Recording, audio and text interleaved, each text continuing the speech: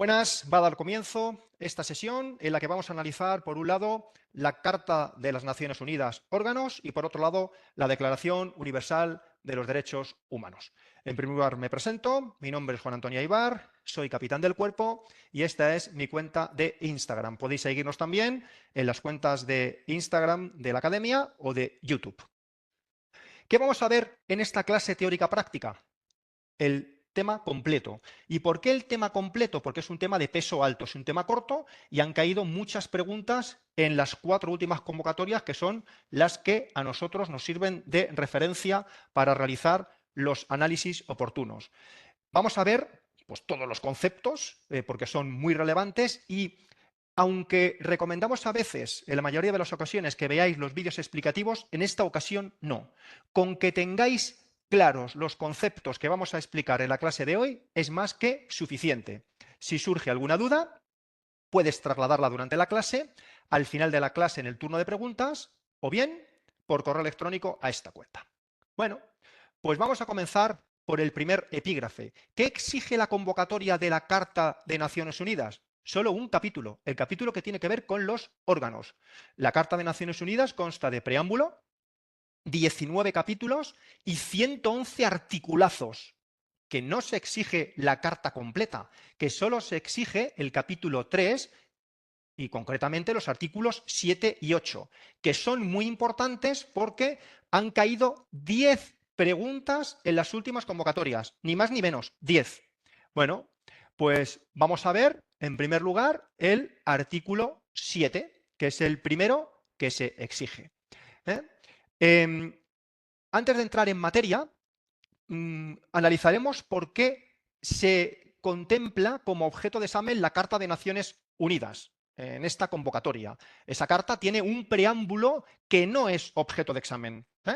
Voy a comentar algo sobre el preámbulo a título de introducción, como contextualización al epígrafe, pero repito, no es objeto de examen. ¿Qué había sucedido en el año 1945, que finaliza la Segunda Guerra Mundial, y encima con el holocausto nuclear? La Sociedad de Naciones había fracasado y se necesitaba un mecanismo para preservar a la humanidad del flagelo de la guerra, que había traído unas consecuencias absolutamente nefastas para la humanidad.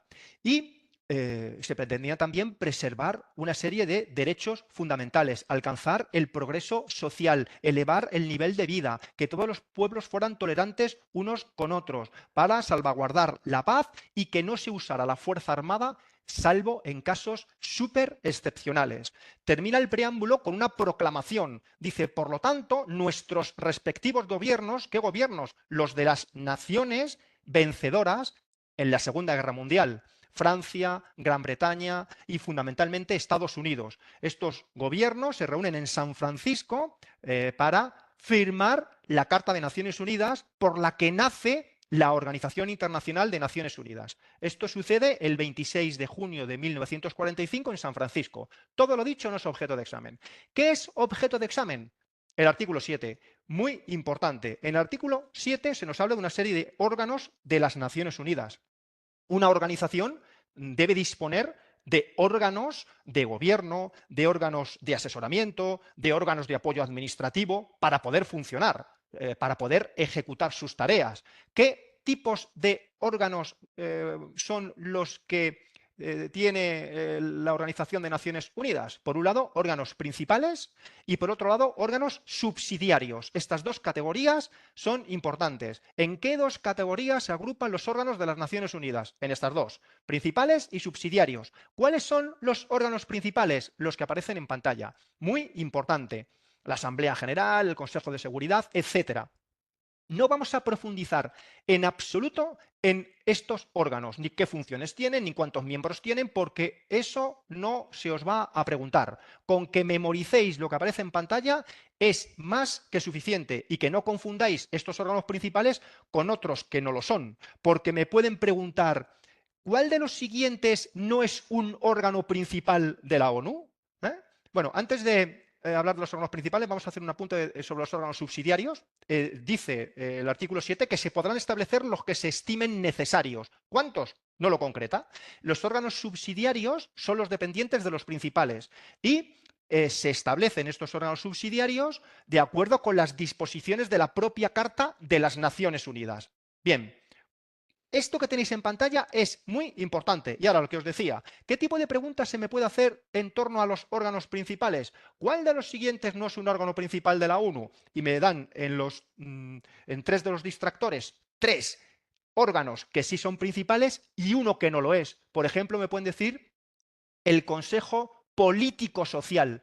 No existe un Consejo Político-Social, existe un Consejo Económico y Social, no político y social. Esa sería la respuesta por la que tendríamos que decantarnos. O nos dan 3 que sí son órganos principales en esta pregunta y uno que no lo es. Por ejemplo, la Corte Penal Internacional. La Corte Penal Internacional no es un órgano principal de la ONU. El órgano principal de la ONU es la Corte Internacional de Justicia. La Corte Penal Internacional la estudiaremos en el tema del Estatuto de Roma. Entonces, pues esto, tenéis que tener bien claros los 6 órganos principales de la ONU. También me pueden preguntar, esta es una pregunta a lo mejor por pasiva, pues por activa. ¿Cuál de los siguientes sí es un órgano principal de la ONU? Bueno, pues aparece en un distractor el que sí es y en los otros 3 distractores 3 órganos que no lo son. ¿Qué pregunta me pueden hacer respecto al punto 2? Pues una pregunta real. ¿De acuerdo con qué disposiciones se podrán establecer los órganos subsidiarios que se consideren necesarios? Esta es una pregunta real de una convocatoria reciente, de acuerdo con las disposiciones de la propia Carta de las Naciones Unidas. Esta información que aparece en pantalla es muy importante y así está reseñada también en el temario. Vamos con el otro artículo, con el artículo 8, que también es muy importante y que nos habla de una evidencia. Alude a la elegibilidad de hombres y mujeres y, más concretamente, reza el artículo que la organización no establecerá restricciones, discriminación, en la elegibilidad de hombres y mujeres para participar en condiciones de igualdad y en cualquier carácter en las funciones de sus órganos principales y subsidiarios. Muchas veces la redacción del legislador y más esta redacción, que es una redacción antigua, es una redacción rimbombante. ¿Qué viene a decir esto? Que no se puede hacer ninguna discriminación a la hora de elegir una mujer para trabajar en un órgano, ya sea principal o subsidiario, de Naciones Unidas. Así de sencillo. Y una pregunta que se hizo en el año 2022 fue: la organización no establecerá restricciones en cuanto a la elegibilidad de hombres y mujeres para participar en condiciones de igualdad y en cualquier carácter en las funciones de cuáles de sus órganos. Era una forma también de preguntar sobre las categorías de órganos. Bueno, la respuesta correcta era principales y subsidiarios. Bueno, ya está. Artículo 7 y artículo 8. Ya hemos terminado con la Carta de las Naciones Unidas, en su epígrafe de órganos. Vamos a la Declaración Universal de Derechos Humanos. De esto que os acabo de decir, de esos 2 artículos, han caído 7 preguntas en los últimos 4 años, para matarnos si fallamos una pregunta de este articulado. Venga, pues continuamos con la Declaración Universal de Derechos Humanos. ¿Qué dice en primera instancia el preámbulo? Que esta declaración fue proclamada por la Asamblea General de la ONU en París el 10 de diciembre de 1948. Esto sí que tenéis que saberlo. Memorizadlo porque ha caído en varias preguntas. La Declaración Universal de Derechos Humanos tiene una vocación de universalidad. Utiliza terminología arcaica, desfasada, ya veremos, edad núbil, dice en otro artículo que los hombres y las mujeres, es decir, con las mujeres pueden casarse. Esto ha quedado ya superado, está desfasado, pero es un texto internacional muy importante. Establece por primera vez que los derechos humanos deben protegerse en el mundo entero. Tiene una vocación de universalidad. Es un ideal común. Fijaos, ideal común. Es un texto idealizado, porque a día de hoy muchas de sus premisas no se cumplen en todo el mundo, no se cumplen universalmente. Lo iremos desglosando en la sesión de hoy. Considerad que se proclamó hace 76 años. Es un texto a veces con un tinte ingenuo y desfasado a nivel jurídico, arcaico. Sin embargo, es un texto muy importante porque es considerada la declaración el fundamento de las normas internacionales sobre los derechos humanos, la fuente de inspiración de un valioso conjunto de tratados internacionales sobre los derechos humanos. Y más concretamente, la Constitución española, en su artículo 10.2, dice que las normas relativas a los derechos fundamentales, se interpretarán de conformidad con la Declaración Universal de Derechos Humanos. Muy bien, pues vamos a ir entrando en materia. La declaración consta de un preámbulo y del articulado. El preámbulo tiene 7 considerandos y una proclamación final. El articulado, 30 artículos. En cuanto al preámbulo, vamos a ver qué nos dice esta exposición de motivo. Tiene una serie de considerandos y la proclamación. Los considerandos son 7.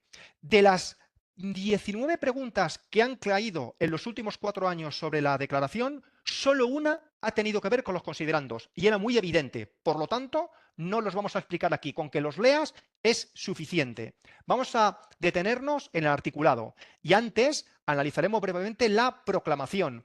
¿Qué nos dice la proclamación? Ya hemos visto que la Asamblea General proclama en París el 10 de diciembre de 1948 esta declaración como un ideal común con vocación de universalidad. Este ideal está dirigido a todos los pueblos y naciones, a todos los individuos y a todas las instituciones. Es decir, todos estos, todos los pueblos, todas las naciones, todos los individuos y todas las instituciones tienen que promover mediante la enseñanza y la educación el respeto a los derechos y libertades contenidos en la Declaración. Tienen que asegurar por medidas progresivas, tanto nacionales como internacionales, que estos derechos se reconozcan y se apliquen de manera universal y efectiva, concreta.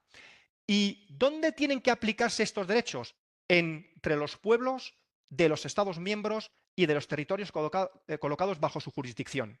Vamos a detenernos brevemente en esto. ¿Por qué distingue entre Estados miembros y territorios colocados bajo su jurisdicción? Fijaos, por un lado el concepto de Estado, el concepto de país y por otro lado el concepto de territorio.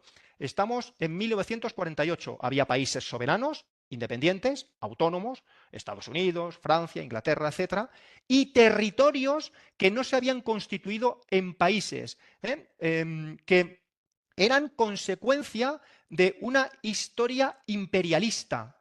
Hablamos de las colonias, de territorios sometidos a administración fiduciaria, territorios no autónomos, no soberanos. Quedaos con esto porque luego profundizaremos. Muy bien, pues ya hemos visto el preámbulo, ya hemos contextualizado la declaración. Pues vamos al articulado. Son 30 artículos y vamos a destacar los aspectos esenciales de estos artículos yendo al detalle de lo que me pueden preguntar. Esta clase tiene una vocación conceptual, por un lado, explicar el articulado de la declaración y por otro, que aprendáis a esquematizar, a transformar el artículo literal en un esquema que arroje luz para ser competitivo en una pregunta tipo test. Venga, ese es el objetivo, vamos a ver si lo conseguimos. Y vamos a comenzar, lógicamente, por el artículo 1, que se nos habla del concepto de fraternidad. Es un artículo sobre el que difícilmente puede hacerse una pregunta. ¿Y por qué? Porque es muy evidente.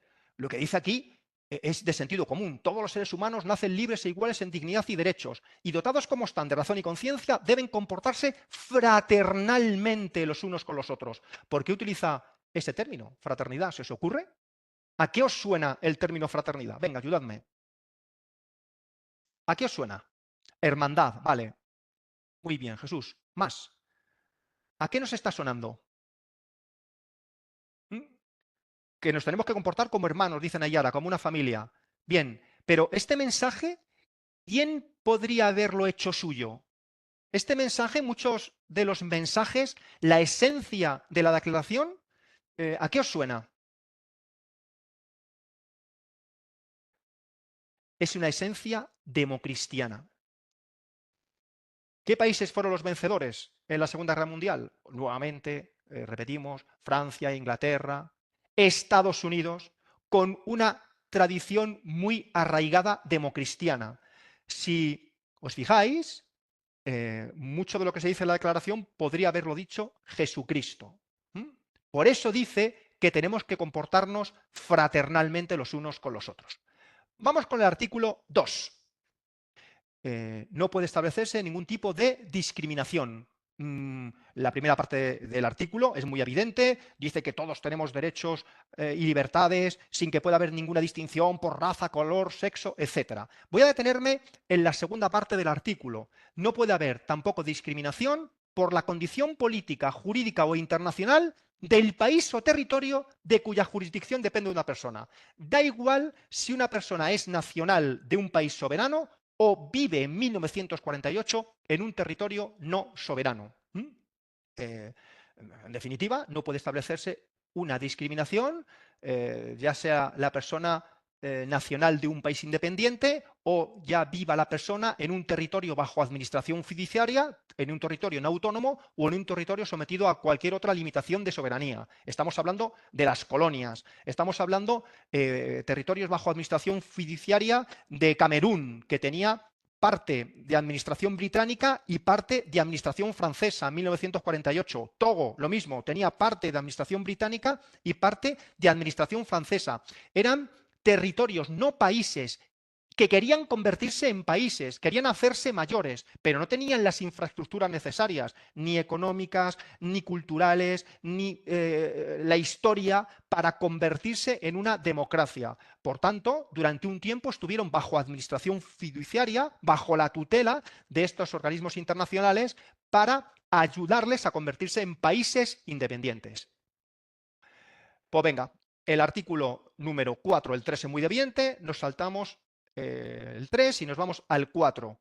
En el artículo 4 se nos habla de tres conceptos. En la primera parte del artículo, de la esclavitud y la servidumbre. En la segunda, de la esclavitud y de la trata de esclavos. Y como habéis leído el tema, antes de analizar el artículo os lanzo esta pregunta.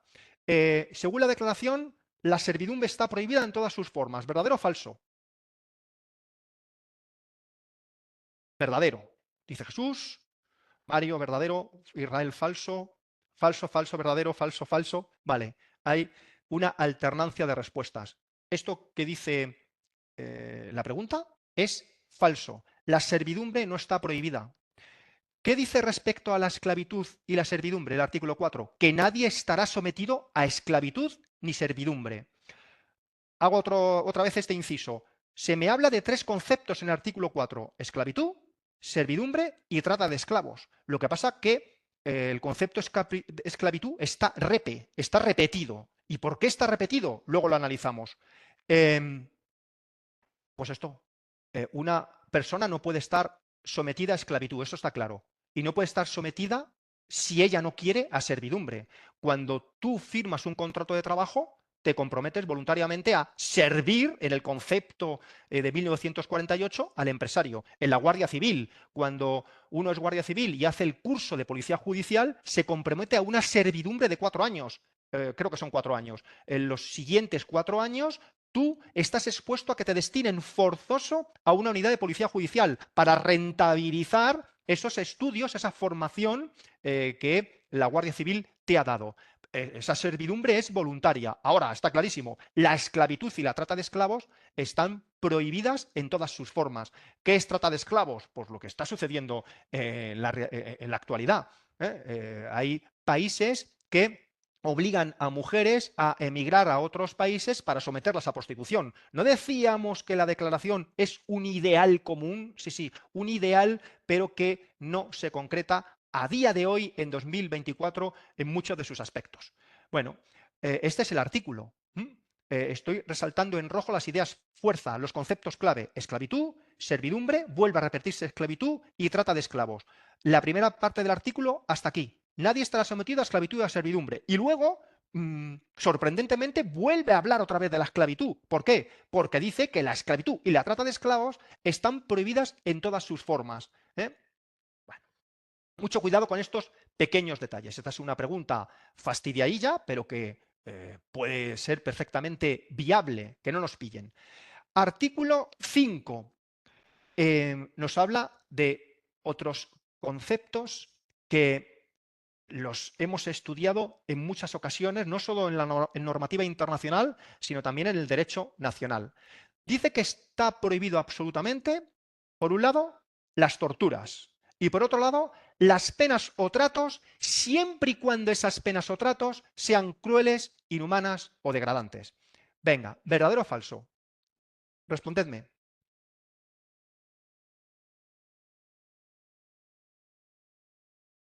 Tania dice verdadero. Juan José, falso. Verdadero, falso, verdadero, falso. A ver, es una pregunta que difícilmente va a caer, pero que me la puedo hacer yo a mí mismo para entender por qué la declaración. Bueno, respondedme primero a esta antes también. ¿Verdadero o falso? Nadie estará sometido a penas.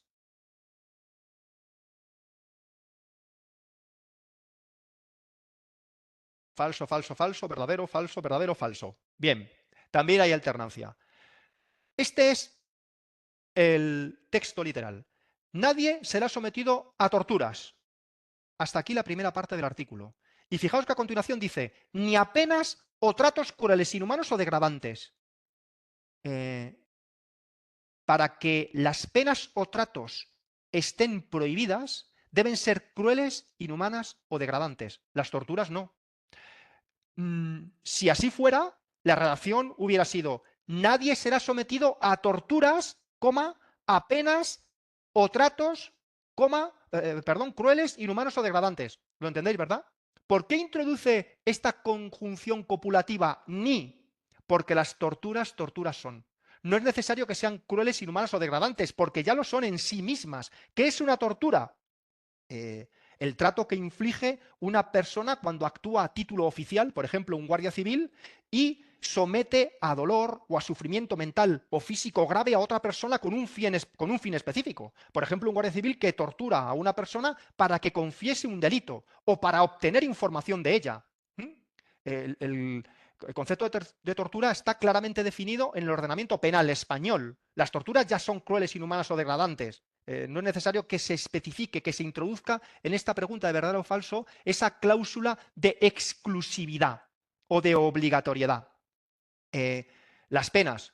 Las penas, ¿qué es una pena? Es una privación o una restricción de un bien jurídico, de mi libertad fundamentalmente. Si me meten en la cárcel, me están privando de mi libertad, de un bien jurídico, de un derecho inalienable de la persona. Esa pena debe estar impuesta conforme a la ley por órganos jurisdiccionales. ¿Mm? Y cuando cometa un delito, una infracción penal, no en el ámbito administrativo. En el ámbito administrativo no se me puede imponer una pena de privación de libertad. Bien, es decir, que las penas sí son posibles. No es posible, está prohibida una pena si es cruel, inhumana o degradante. Cuando una persona está en prisión, tiene sus derechos. Se le tiene que alimentar, tiene derecho de asearse, tiene actividades de ocio. Bien. En cuanto a los tratos, más de lo mismo. A nivel policial, ¿por qué se nos exige a nosotros estudiar esta ley? Porque vamos a ser guardias civiles, policías, vamos a desempeñar funciones policiales en la calle. Entonces, tenemos que tratar con el ciudadano. Acordaos lo que decíamos en el tema 15.1, que estamos en una posición de superioridad con el ciudadano y sobre todo con el detenido. Y tengo que tener principios básicos de actuación, un trato esmerado, correcto con el ciudadano. Si efectúo una detención, que es una forma de tratar con la persona, tengo que ajustarme a los principios de congruencia, oportunidad y proporcionalidad. Bien, pues esto está superado hoy en día en las sociedades democráticas. Hace 50 años en España no. Era más frecuente de lo deseable que guardias civiles y policías torturaran a detenidos. Artículo número 6. Nos habla de la personalidad jurídica y nos dice que todo ser humano, todo quisqui, todo individuo, toda persona tiene derecho a esa personalidad jurídica en todas partes. El concepto de personalidad jurídica de 1948 nada tiene que ver con el actual, establecido en el Código Civil español. ¿Qué es la capacidad jurídica? La capacidad que tiene una persona para generar derechos. Por ejemplo, el derecho al voto, el derecho a recibir asistencia sanitaria y también la capacidad que tiene la persona para generar obligaciones, el pago de impuestos, tiene obligación de hacer la declaración de la renta. Esta personalidad jurídica se concreta con una serie de documentación, el documento nacional de identidad, el pasaporte, el certificado de empadronamiento, y también tiene otra manifestación que luego veremos en el artículo 15. Las personas tienen derecho a una nacionalidad. Pues quedaos con que todo ser humano tiene derecho en todas partes a esta personalidad jurídica. Me pregunta Juan José en relación a las dos preguntas anteriores del artículo 5, ¿verdadero o falso? Según la declaración, las torturas solo están prohibidas si son crueles. Eso sería falso. Y según la declaración, nadie estará sometido a penas. También es falso. Las dos respuestas eran falsas en relación al artículo 5. Bueno, pues gracias a ti, Juan José. Vamos con el artículo 7, que nos habla de la igualdad ante la ley. Este documento nacional de identidad es un documento que pone de manifiesto la personalidad jurídica de una persona. Ahora sí, artículo 7, todos somos iguales ante la ley. Y dice el artículo que todos tenemos derecho a igual protección, sin distinción, a igual protección de la ley, en primer lugar. Si yo soy víctima de un delito, la ley tiene que protegerme. Otra manifestación de esta igual protección. Tengo derecho a igual protección contra toda discriminación social, cultural, económica, etcétera, que infrinja esta declaración. Y siga matizando el artículo, y también tengo derecho a igual protección contra toda provocación a tal discriminación. La diferencia entre el segundo puntito y el tercer puntito es que en el segundo puntito está hablando de discriminación directa y en el tercer puntito está hablando de la provocación, de la apología, de la incitación a la discriminación. Bueno, pues aquí tenemos el artículo. Dice que todos somos iguales ante la ley y todos tenemos derecho a igual protección de la ley. En rojo, las dos ideas fuerza. Y ahora, en derivada de la idea fuerza, derecho a igual protección, en azul, tres ideas secundarias. Protección de la ley, otra idea secundaria contra toda discriminación y otra idea secundaria contra toda provocación a tal discriminación. Este artículo se puede concretar en este esquema. Artículo 8, y seguimos avanzando. Nos habla del amparo que tiene derecho, al que tiene derecho la persona ante tribunales nacionales. Fijaos, nacionales. ¿Y por qué dice nacionales? Primero vamos a analizar el artículo. Toda persona tiene derecho a un recurso efectivo ante tribunales nacionales competentes.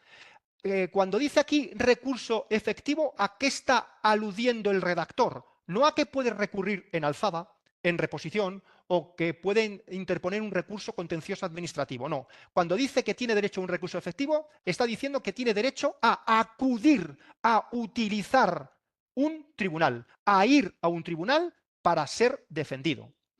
Y ese tribunal tiene que ser nacional. Vale, ahora matizamos esto. ¿Y qué tiene que hacer este Tribunal Nacional? Amparar a la persona contra actos que violen sus derechos fundamentales, tanto los reconocidos por la Constitución como por la ley. En 1948 existían muchos países en los que no había un poder judicial sólido, un poder judicial estructurado, que diera amparo a las personas de ese país. Esto que dice este artículo 8 impide que una persona recurra, acuda a un tribunal internacional, no. Pero en primera instancia tiene que tener la persona la garantía de que puede acudir a un tribunal de su país para recibir este amparo. Entonces, me pueden hacer esta pregunta. Venga, ¿verdadero o falso?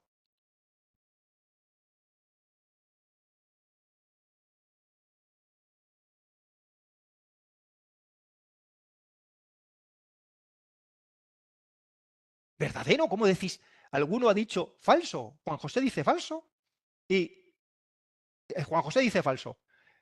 Pero, ¿no veis que solo dice tribunales nacionales? ¿Dónde dice aquí tribunales internacionales? No lo dice en ningún sitio. ¿Mm? Eh, Recordad, 1948, el escenario no tiene nada que ver con el actual. Hoy hemos superado muchas cosas, pero en 1948 había muchos países en los que existía la indefensión. Bueno, pues quedaos, para no equivocaros, que la alusión a la que hace el artículo 8 es esta: tribunales nacionales. Fijaos, este es el artículo. Toda persona tiene derecho a un recurso efectivo, a acudir, a ir, a utilizar tribunales nacionales competentes. ¿Dónde dice aquí internacionales? En ningún sitio. La pregunta sería, según la Declaración Universal de Derechos Humanos, toda persona tiene derecho. Bueno, venga, seguimos. El artículo 9 nos habla de tres conceptos: detención, prisión y destierro. Venga, antes de analizar el artículo, ¿verdadero o falso?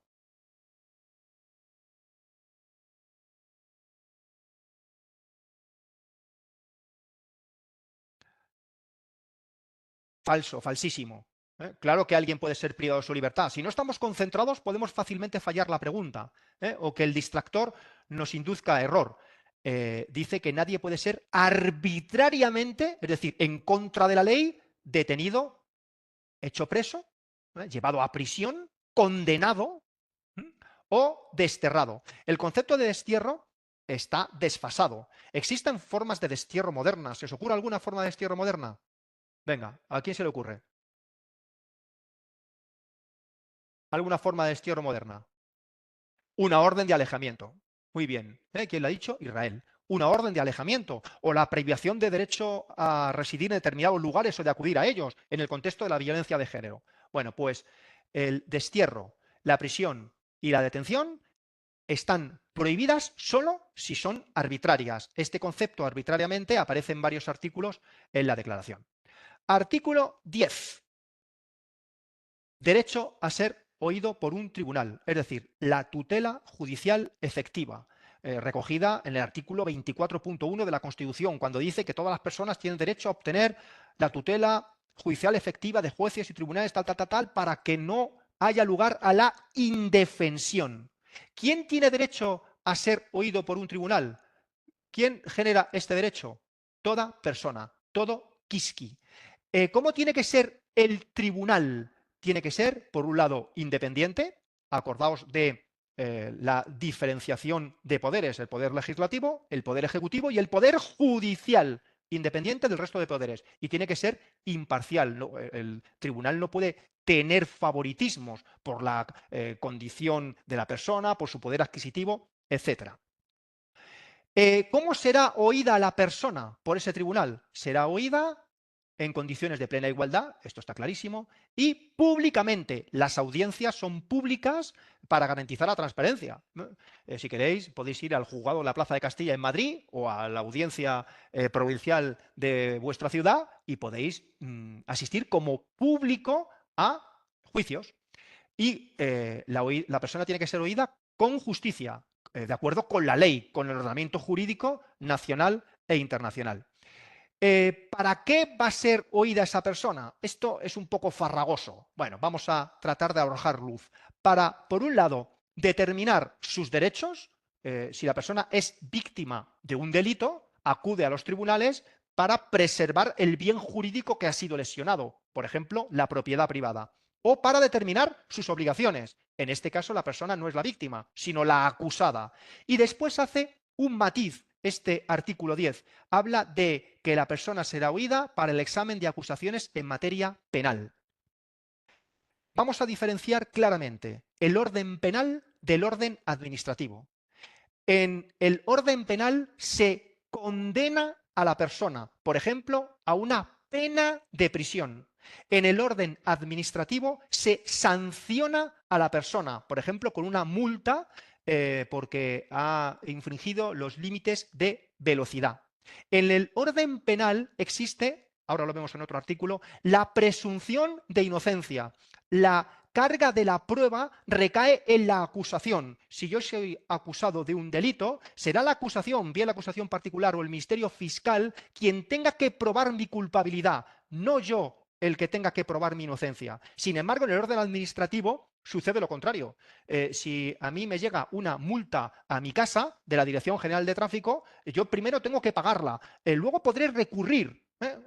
O si recurro ya no puedo acogerme al pronto pago. La sanción ya se ha establecido. Me oirán después si recurro. Y, por supuesto, en el ámbito administrativo, Dirección General de Tráfico, Ministerio del Interior, etcétera, no cabe la privación de libertad. Teniendo esto claro, se esclarecen muchos de los conceptos que aparecen en este artículo y en artículos siguientes. Ciñéndonos nuevamente a este artículo, derecho a ser oído por un tribunal, es decir, tutela judicial efectiva, y tenemos que responder a todas las preguntas que aparecen en pantalla. Este es el artículo literal y fijaos qué bien desglosadito queda con este esquema. Cobra mucha mayor luz.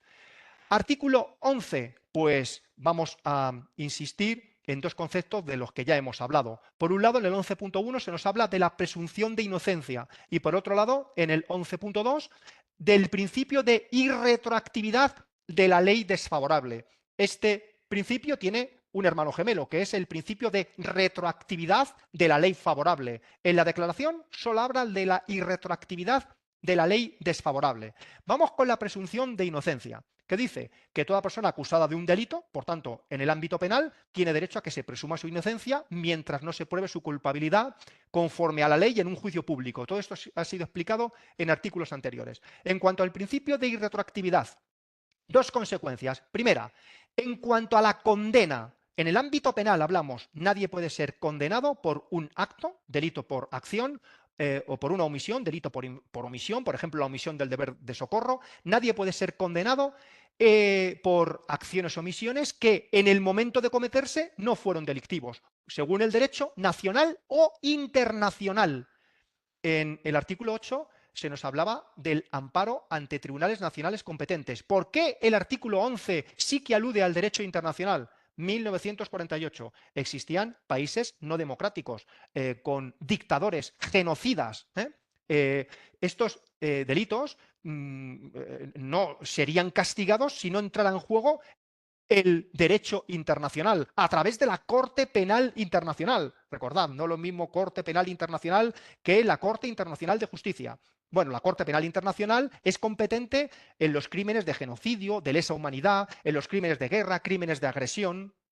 Bueno, y la segunda derivación del principio de irretroactividad tiene que ver con la pena, ya no con la condena, sino con la pena. A nadie se le puede imponer una pena más grave que la aplicable en el momento de la comisión del delito. Bueno, pues podemos, respecto a este segundo punto del artículo, plantear este primer supuesto práctico. Venga, sí o no, leedlo.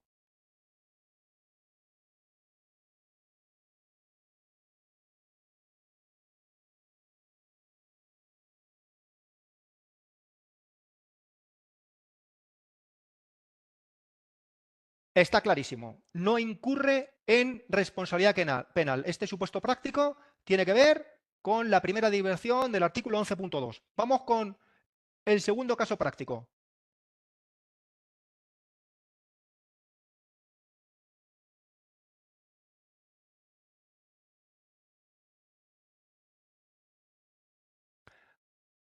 Tampoco, está clarísimo. Fijaos, si este caso dijera 3 meses después se reforma el Código Penal y sobre esa acción recae menor pena, ¿se le aplicaría esa reforma a Juan? En ese caso, sí. ¿Por qué? Porque se aplicaría el principio de retroactividad de la ley favorable. Bueno, todo esto se explica más en profundidad en el tema de Código Penal, así que avanzamos con el artículo 12. En el artículo 12 se nos habla de injerencias en la vida privada, en la familia, en el domicilio y en la correspondencia de la persona. ¿Qué son injerencias? Intromisiones. ¿Qué es una injerencia? Meterme en la vida privada. Una interferencia, por ejemplo, una intervención telefónica. Estas injerencias, nuevamente dice que están prohibidas solo si son arbitrarias.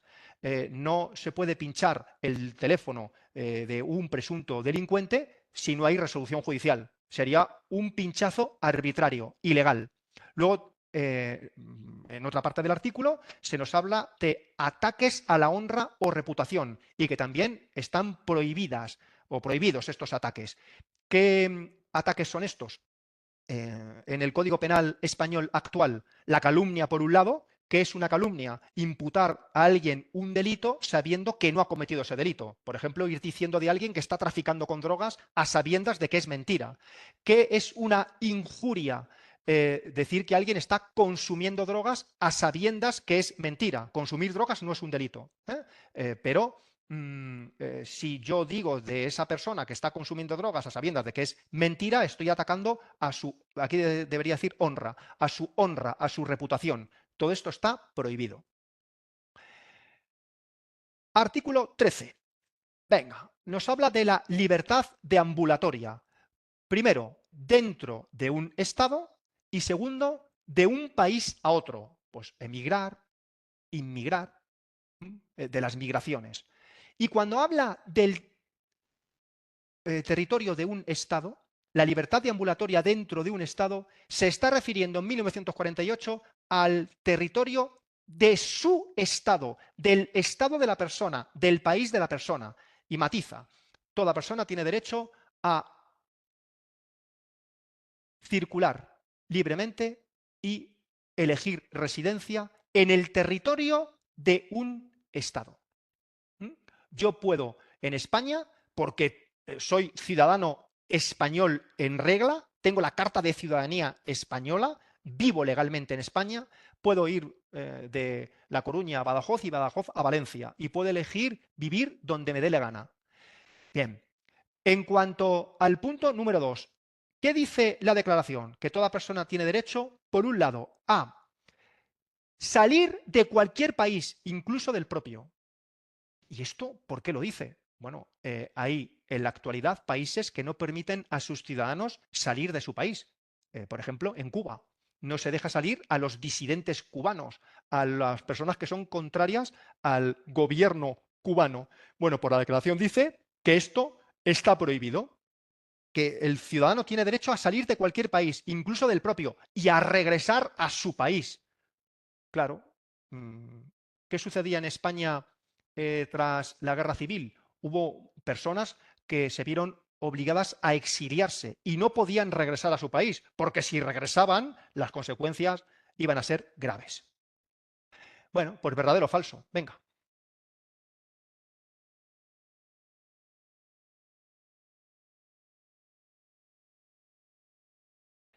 Pues verdadero. ¿eh? Recordad, de un Estado, se está refiriendo a su Estado. Vamos con el artículo 14. Que nos habla del derecho de asilo. Tiene mucho que ver con lo explicado en el artículo 13. Las personas tienen derecho a buscar asilo y a disfrutar de asilo en cualquier país, siempre y cuando sean perseguidas por motivos religiosos, políticos, de pensamiento. Esto desafortunadamente sucede hoy en día. Muchas personas tienen que abandonar su país porque son perseguidas.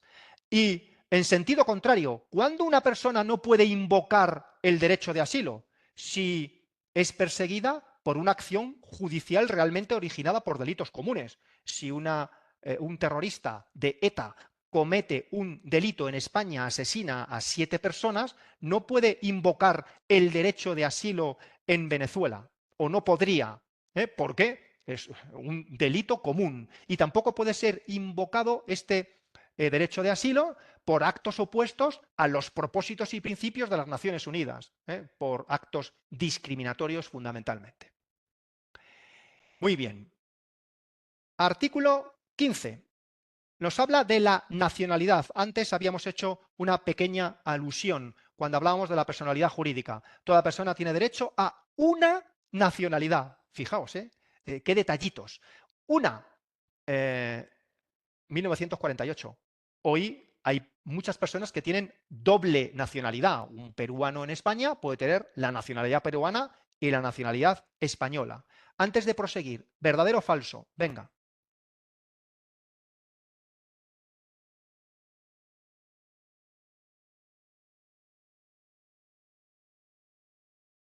Verdadero, falso, verdadero, verdadero, falso. Esto es falso. ¿Y por qué es falso? No se puede privar arbitrariamente a nadie de su nacionalidad o del derecho a cambiar de nacionalidad. Claro que se puede privar a una persona de su nacionalidad. En España, la Constitución dice que a un español de origen no se le puede privar de su nacionalidad, pero a un español que no es de origen sí. A un peruano que vino a España, adquirió la nacionalidad española también, se le puede privar de esa nacionalidad española en determinados supuestos. Bueno, y como decíamos antes, el hecho de tener una nacionalidad se concreta también en la personalidad jurídica. El artículo 16 pues nos habla del matrimonio y de la familia. El punto 1, del derecho a casarse y a fundar una familia. ¿Quiénes tienen ese derecho? Los hombres y las mujeres. Quería decir el redactor con las mujeres. Hoy esto está superadísimo. Pues los hombres se pueden casar con los hombres y las mujeres con las mujeres. ¿A partir de qué edad? A partir de la edad núbil, es decir, a partir de la edad en la que la mujer y el hombre pueden procrear. Pues la mujer, pues cuando tiene el periodo. Sin ningún tipo de restricción se pueden casar los hombres y las mujeres, sin ningún tipo de restricción motivada por lo de siempre, raza, nacionalidad o religión. Y en el matrimonio, el hombre y la mujer tienen derechos iguales en todo lo relacionado con el matrimonio, en cuanto a las capitulaciones, en cuanto a los bienes gananciales, etcétera, lo que se concrete en la cláusula correspondiente. Durante el matrimonio y, sobre todo, dice la declaración, en caso de disolución del matrimonio. Siguen manteniendo los mismos derechos. En el punto número 2 establece la única forma en la que puede contraerse el matrimonio, solo mediante el libre y pleno, cuidado con estas palabritas, libre y pleno consentimiento de los futuros esposos.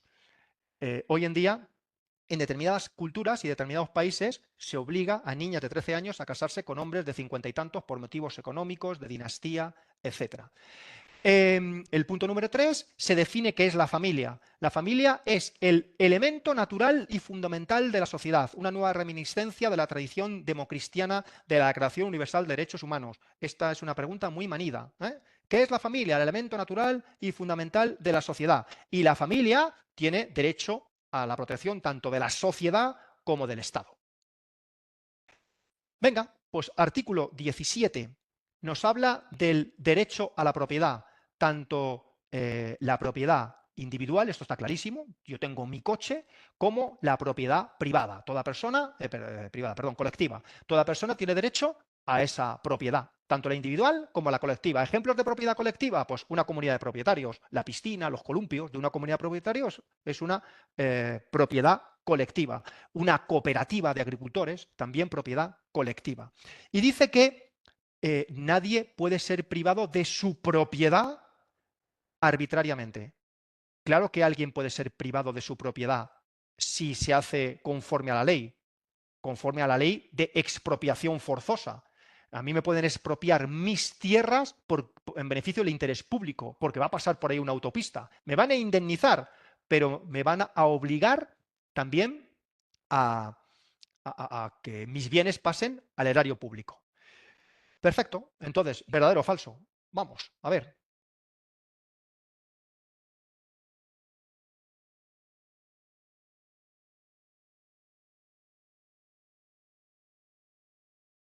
Pues verdadero.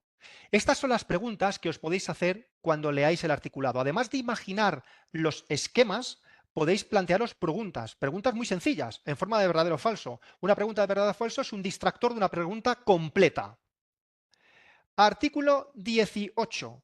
Nos habla de la libertad de pensamiento, de conciencia y de religión. Este artículo se confunde con lo que dice el 19. Para concretar, para que no os confundáis. El artículo 18 nos habla de libertad de religión y así se desprende de la lectura de todo el artículo. Dice que es un derecho de toda persona y que este derecho incluye dos libertades. Primero, la libertad de cambiar de religión o de creencia. Yo soy musulmán y quiero cambiar al cristianismo o viceversa. Y también la libertad de manifestar mi religión o creencia. Esa manifestación, ¿cómo puede ser? Individual o colectiva. Yo puedo rezar en casa solo o rezar con un grupo de hermanos. La libertad se puede manifestar también en público o en privado, en una iglesia, en público, o en mi casa, en privado. Y se manifiesta a través de la enseñanza, de los hijos a los padres o de colegios concertados, a través de la práctica, por ejemplo, mediante el rezo, a través del culto, una misa, a través de la observancia, hago ayuno o no practico relaciones sexuales antes del matrimonio, porque así dice la religión católica. Bien, quedamos artículo 18, libertad de pensamiento, conciencia y religión. Y ahora nos vamos al artículo 19, que nos habla de la libertad de opinión y de expresión, que tiene que ver fundamentalmente con la libertad de prensa, tanto de informar como de ser informado. Es un derecho de todo individuo y este derecho incluye pues todo lo relacionado con el periodismo, no ser molestado a causa de las opiniones. Los diferentes medios de comunicación tienen diferentes líneas editoriales, no tiene nada que ver la línea editorial del País con la del ABC. Otro derecho es el derecho a investigar. Si hay un escándalo político, pues los periodistas investigan. El derecho a recibir informaciones, yo soy el que lee los periódicos, a difundir informaciones, el periodista, difundir opiniones, como digo, las editoriales. Y todos estos derechos no pueden limitarse por razón de fronteras y se expresarán por cualquier medio de expresión, por internet, mediante la radio, mediante la prensa, etcétera. Vale, pues la libertad de prensa, el Día de la Libertad, el Día Mundial de la Libertad de Prensa es el 3 de mayo. Vamos con el artículo 20. Nos habla en el punto 1 de estos dos conceptos, reunión y asociación, y en el punto 2 vuelve a repetir el concepto de asociación. No habla de manifestación, 1948. Aquí no está hablando de manifestaciones, está hablando de reuniones y manifestaciones. La reunión tiene que ver con un concepto más puntual, una reunión de vecinos, de la comunidad de vecinos, a lo mejor una vez al año. Y menos mal que solo es una vez al año. Y luego la asociación es algo más permanente, una asociación de vecinos con actividades culturales, se reúnen más a menudo. Bueno, pues en ambos casos, tanto las reuniones y las asociaciones, dice la aclaración que todas las personas tienen derecho a la libertad de reunión y asociación siempre y cuando las reuniones y asociaciones sean pacíficas. No puede haber armas, no pueden tener objetivos delictivos. En cuanto a la asociación, ¿qué nos dice? Que nadie puede ser obligado a pertenecer a una asociación.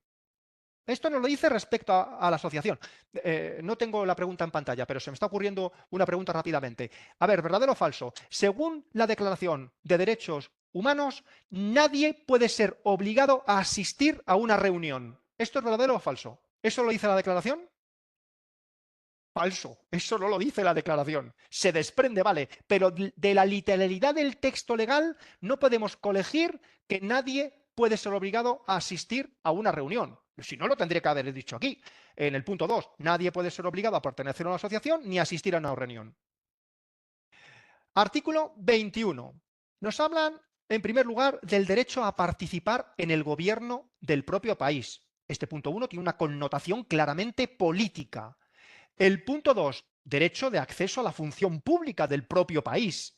Yo quiero ser guardia civil, quiero ser funcionario. Y en el punto 3 se desglosa el concepto de voluntad del pueblo, soberanía popular. Dice la Constitución española que la soberanía nacional reside en el pueblo español, del que emanan los poderes del Estado. Vamos con el punto 1.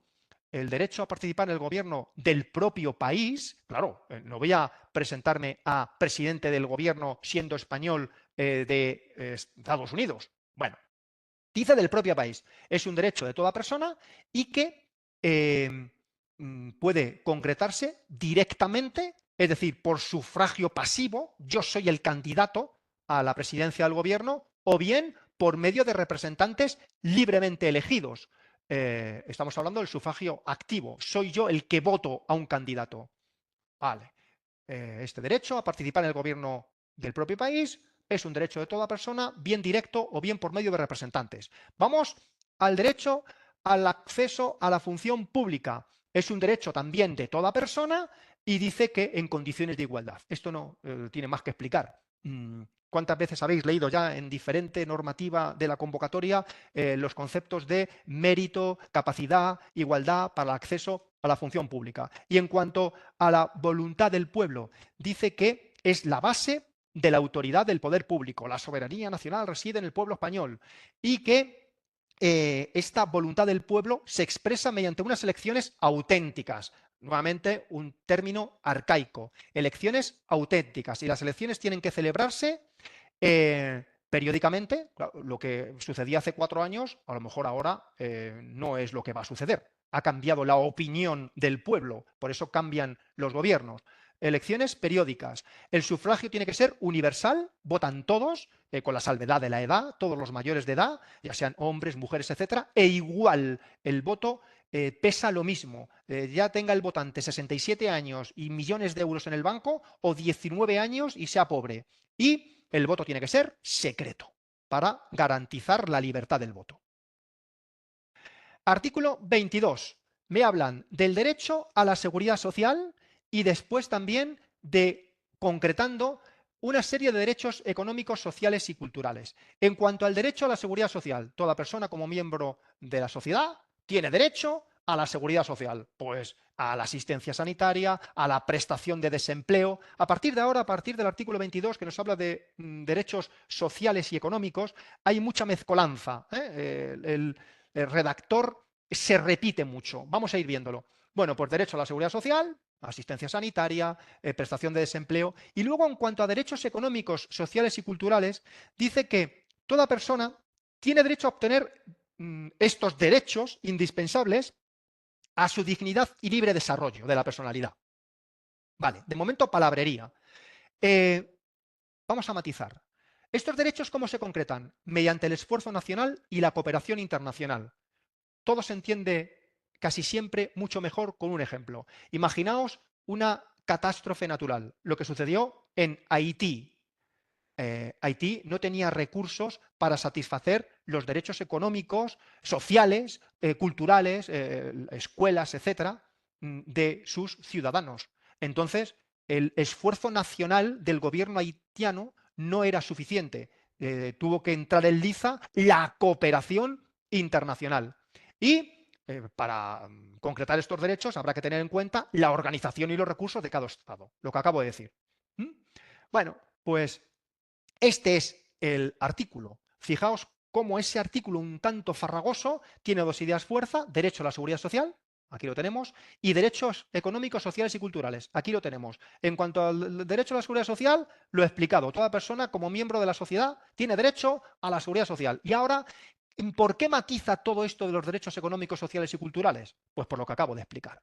Es importante que desgranéis la farragosidad de los artículos. Recordad que el legislador a veces es malo, que quiere adornarse y que quiere complicarnos la vida. Pues vamos nosotros a facilitárnosla porque tenemos que responder adecuadamente las preguntas que se nos planteen. Vamos al artículo 23, que nos habla del derecho al trabajo. Toda persona tiene derecho al trabajo, generalmente considerado, a igual salario por trabajo igual, punto número 2. El punto número 3, a una remuneración por trabajar, lógicamente si no trabaja no, y a sindicatos, a sindicarse. En cuanto al trabajo, derecho al trabajo globalmente considerado. Esto es un derecho fundamental que tiene todo ser humano. Ahora va concretando: a la libre elección del trabajo, a trabajar en lo que a mí me gusta. Recordar, es un ideal común. No muchas personas trabajan en lo que les gusta. También tiene derecho la persona a condiciones equitativas y satisfactorias de trabajo. Luego se repite en el punto 2 y utiliza la misma expresión: condiciones equitativas y satisfactorias. En cuanto a condiciones equitativas, pues luego lo vemos: igual salario por trabajo igual. Sobre todo que no haya discriminación en los salarios de las mujeres respecto a los hombres. Y condiciones satisfactorias, toda la normativa sobre prevención de riesgos laborales, sobre salud laboral. Todo esto, en 1948, Nanay de la China, las condiciones de trabajo eran precarias. Y después dice el punto 1 que la persona tiene derecho también a la protección contra el desempleo. Ya lo hemos visto antes con la seguridad social y lo veremos después. En cuanto al punto número 2, a salario igual por trabajo igual sin discriminación. Si yo trabajo en la misma empresa, con el mismo cargo, con el mismo nivel y con la misma función y hecho las mismas horas, cobraré lo mismo que la persona que está en mis mismas circunstancias. Y sobre todo, no puede haber discriminación entre hombres y mujeres. A una remuneración por trabajar, esa remuneración como tiene que ser: equitativa y satisfactoria. Fijaos, equitativa y satisfactoria. Pues vale, justa, ¿no? Y debe asegurar a la persona y a su familia una existencia conforme a la dignidad humana. Otro matiz. ¿Por qué dice que debe asegurar a la persona y a su familia? 1948. Aunque el artículo está referido a toda persona, este punto 3 va más bien dirigido al trabajador hombre masculino. En 1948 eran muy pocas las mujeres trabajadoras. Las mujeres eran amas de casa. Por eso dice que la remuneración tiene que asegurar a la persona, al trabajador hombre y a su mujer y a sus niños una existencia conforme a la dignidad humana. Y que esa remuneración debe ser completada, en caso necesario, por cualesquiera otros medios de protección social. Si yo gano poco y no me da mi dinero para pagar una guardería, puedo recibir una ayuda por guardería. O cuando hago la declaración de la renta, si gano mucho dinero, pagaré, y si gano poco dinero, me devolverá Hacienda. A eso se refiere con otros medios de protección social. En cuanto a los sindicatos, pues de una manera muy sencilla, muy infantil, dice que toda persona tiene derecho a fundar sindicatos y a sindicarse. Esto es algo que sucede actualmente. No es de 1948.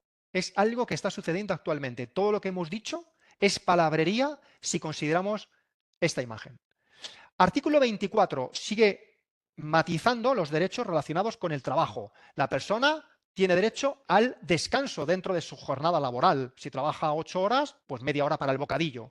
A disfrutar de su tiempo libre. Una vez que se acaba mi jornada, que no me llame el pesado del jefe a las tantas o que me escriba correos electrónicos. A una limitación razonable de la duración del trabajo. Esto está claramente estipulado. Está claramente estipulado este derecho. Ahora, luego te respondo, Nayara, en el turno de ruegos y preguntas. Esta limitación está claramente estipulada en el Estatuto de los Trabajadores, en el contrato que yo firmo. Yo no puedo trabajar 72 horas seguidas. Y tiene derecho a vacaciones. ¿Cómo son las vacaciones? Periódicas, no cuando el jefe quiera, no. Hay 30 días anuales, esos 30 días se distribuyen en varios periodos y las vacaciones evidentemente tienen que ser pagadas. Artículo 25. Estamos ya terminando. Recordad que son 30 artículos. Pues más de lo mismo. ¿No os he dicho que se estaba repitiendo ya el redactor? Habla en el punto número 1 del derecho a un nivel de vida adecuado. En el punto número también de derecho a seguros, y ya lo hemos visto, seguridad social. Y en el punto número 2, que quizás sea lo más interesante de acuerdo con el tipo de examen, nos habla de derecho a cuidados y asistencia especiales. En cuanto al derecho a un nivel de vida adecuado, toda persona tiene ese derecho y ese derecho debe asegurarle a la propia persona y a su familia, recordad lo dicho respecto al hombre trabajador en el artículo anterior, que debe asegurarle la salud y el bienestar, y en especial la alimentación, el vestido, la vivienda, la asistencia médica y los servicios sociales necesarios. Esto es evidentísimo, es obvio. En cuanto a derecho a seguros, pues toda persona tiene derecho a seguros en los casos de desempleo, enfermedad, asistencia sanitaria, seguridad social, invalidez lo mismo, viudez, vejez u otros casos de pérdida de sus medios de subsistencia por circunstancias independientes de su voluntad. Claro, si yo dejo mi trabajo voluntariamente porque no me da gana trabajar, no voy a cobrar el paro. Como os decía, que todo esto que se vuelve a reflejar en el artículo 25 ya ha sido tratado en artículos anteriores. Y vamos a lo más interesante, que es el derecho a cuidados y asistencias especiales. El derecho que aparece en esta caja y el derecho que aparece en esta caja concierne a todas las personas, a todo Kiski. El derecho a cuidados y asistencias especiales concierne a las madres y a los hijos. Dice que la maternidad y la infancia tienen derecho a cuidados y asistencias especiales, por razones también evidentes. Y en cuanto a los hijos, a los niños, dice el artículo que todos los niños tienen iguales derechos, igual derecho a la protección social, hayan nacido en el matrimonio o fuera del matrimonio. ¿Y esto por qué? Pues hablamos de los hijos bastardos. Esto está superadísimo hoy, pero en 1948 no. Los hijos bastardos fuera del matrimonio eran unos desarraigados, proscritos, estaban desamparados por la seguridad social. La declaración hace esta alusión para impedir esa realidad de 1948. Bueno, pues este es el farragoso artículo. el punto 1 que hemos desglosado en dos partes, el punto 2 que está aquí, en esta secuencia de cajas. ¿Cuáles son las ideas fuerzas? ¿De qué derechos se nos está hablando? Están reseñados en rojo. Nivel de vida adecuado, seguros y cuidados y asistencia especiales. Bueno, pues a partir de estas ideas fuerza desglosamos esquematizando de esta forma. El artículo 26.1 nos habla de la educación.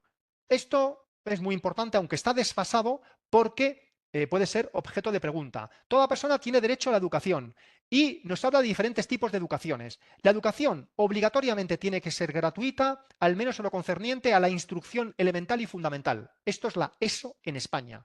La ESO, no existe correspondencia, ya digo, entre la terminología de 1948 y la actual. La ESO, que es la instrucción elemental y fundamental, tiene que ser gratuita. Y ahora, dice que tiene que ser obligatoria la instrucción elemental. ¿Y qué diferencia hay entre instrucción elemental y instrucción elemental y fundamental? Ninguna. Ninguna. Es una forma de redactar. Lo que pasa es que nosotros tenemos que memorizar esto. ¿Qué se desprende de lo que acabo de explicar? Que la instrucción elemental es gratuita, tiene que ser gratuita y además obligatoria. ¿Mm? Bueno, y continuamos. Dice que la educación tiene que ser generalizada en lo que tiene que ver con la instrucción técnica y profesional. Pues el bachillerato, la formación profesional, un grado medio en peluquería. Esa educación tiene que ser generalizada. Y luego matiza, finalizando, y dice, en función de los méritos respectivos, la educación será igual para todos en lo relativo al acceso a los estudios superiores, los estudios universitarios. En 1948, por ejemplo, en España, solo hacían estudios universitarios los ricos. Por eso se perpetuaba la riqueza y el poder, porque los ricos proporcionaban estudios a sus hijos y el resto de personas, la mayoría, seguían siendo analfabetos. Hoy en día esto está pues muy superado, afortunadamente. Muy bien, vamos con el, bueno, voy aquí, este esquema, memorizadlo. ¿Mm? Cuando la educación, ¿qué educación? No, no cuándo, ¿qué educación tiene que ser obligatoriamente gratuita? ¿Qué educación tiene que ser obligatoriamente obligatoria? ¿Eh? ¿Qué educación tiene que ser generalizada? Y en cuanto a los estudios superiores, ¿qué dice el artículo 26.1? Y el 26.2, pues es palabrería. ¿Mm? Dice, en cuanto a la educación, que por un lado tiene un objeto, por otro lado favorecerá una serie de cosas y por otro lado promoverá otra serie de cosas. Este verbo y esta expresión verbal vienen a significar lo mismo. Bueno, pues, ¿cuál es el objeto de la educación? Pues el pleno desarrollo de la personalidad humana y que se respeten los derechos humanos y las libertades fundamentales. Recordad lo dicho en el preámbulo de la Declaración y también de la propia Carta de las Naciones Unidas. ¿Qué favorecerá la educación? Pues la comprensión de los unos con los otros, la tolerancia de los unos con los otros, la amistad entre todas las naciones y entre todos los grupos étnicos o religiosos. En definitiva, la fraternidad. ¿Y qué promoverá? El desarrollo de una serie de actividades de Naciones Unidas para el mantenimiento de la paz, misiones internacionales. ¿Qué actividades también? Los planes de estudio en la enseñanza obligatoria tienen esta carga, esos planes de estudio. ¿Qué dice la Declaración Universal de Derechos Humanos? ¿Qué dice la Constitución Española? ¿Qué dice la Carta de Naciones Unidas? Los niños tienen que ser educados mediante estas actividades lectivas en estos valores. Bueno, pues fijaos el artículo. Idea suprafuerza, me están hablando de la educación. Y tres ideas derivadas. La educación tiene por objeto, favorece y promueve. El artículo 27 me habla, por un lado, de la cultura, del arte y de la ciencia. Y por otro lado, de la propiedad intelectual. Punto 1, cultura, arte y ciencia. Punto 2, propiedad intelectual. Toda persona tiene derecho a tomar parte libremente en la vida cultural de la comunidad. Yo puedo tener una compañía de teatro y hacer actuaciones donde me dé la gana y cuando me dé la gana. O pasivamente puedo ver las obras de teatro que a mí me gusten. A gozar de las artes, más de lo mismo. Puedo ir a museos.